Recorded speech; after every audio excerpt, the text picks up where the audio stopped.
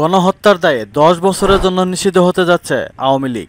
জুলাই আগস্টের গণহত্যার দায়ে শেখ হাসিনা তথা আওয়ামী লীগকে 10 বছরের জন্য নিষিদ্ধের উদ্যোগ নিতে আইন সংশোধন করছে অন্তর্বর্তী সরকার। সেই সাথে শেখ হাসিনা সহ ভারত ও অন্যান্য দেশে পালিয়ে যাওয়া অভিযুক্ত ব্যক্তিদের দেশে ফেরত এনে বিচারের মুখোমুখি করতে ইন্টারপোল এবং আন্তর্জাতিক তদন্তের সাথে যোগাযোগ স্থাপনের উদ্যোগ নিতে যাচ্ছে অন্তর্বর্তী সরকার। জানা যায়, গণহত্যা সহ মানবতা বিরোধী অপরাধ সংগঠনকারী রাজনৈতিক দলকে 10 বছরের নিষিদ্ধের বিধান সহ 8টি সংশোধনী প্রস্তাব এনে আন্তর্জাতিক অপরাধ ট্রাইব্যুনাল আইনে প্রাথমিক খসড়া করেছে অন্তর্বর্তী সরকার। খসড়া এই আইনের অধীনে গণহত্যা, মানবতা বিরোধী অপরাধ, যুদ্ধ অপরাধ সহ ইত্যাদি অপরাধ হতে পারে এটা জানা সত্ত্বেও যদি কোনো সংস্থা, সংগঠন, দল, সংঘবদ্ধ চক্র, সত্তার নেতৃত্বে থাকা ব্যক্তি যথাযথ পদক্ষেপ গ্রহণে ব্যর্থ হয় তাহলে তাকেও বিচারের আওতায় আনার প্রস্তাব করা হয়েছে। সভায় সভাপতির বক্তব্যে আইন, বিচার ও সংসদ বিষয়ক উপদেষ্টা ডক্টর আসিফ নজরুল বলেন, আমরা আন্তর্জাতিক অপরাধ ট্রাইব্যুনাল আইন 1973 সংস্কারের উদ্যোগ নিয়েছি। যারা এ বিষয়ে বিশেষজ্ঞ তাদের মতামত নিয়েই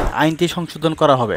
তিনি বলেন, অতীতে দেখেছেন এ দেশে বিচারের নামে কি ধরনের অবিচার হয়েছে। দেশের প্রতিটি মানুষের কাছে ও আন্তর্জাতিক বিশ্বের কাছে জুলাই আগস্টের গণহত্যার গ্রহণযোগ্য বিচার নিশ্চিত করার চেষ্টা করব। এই আইনগুলো সংশোধনের বিষয়ে আপনার মতামত কি জানিয়ে দিন কমেন্ট বক্সে। পরবর্তী ভিডিও নোটিফিকেশন সবার আগে পেতে সাবস্ক্রাইব করুন আমাদের চ্যানেলটি।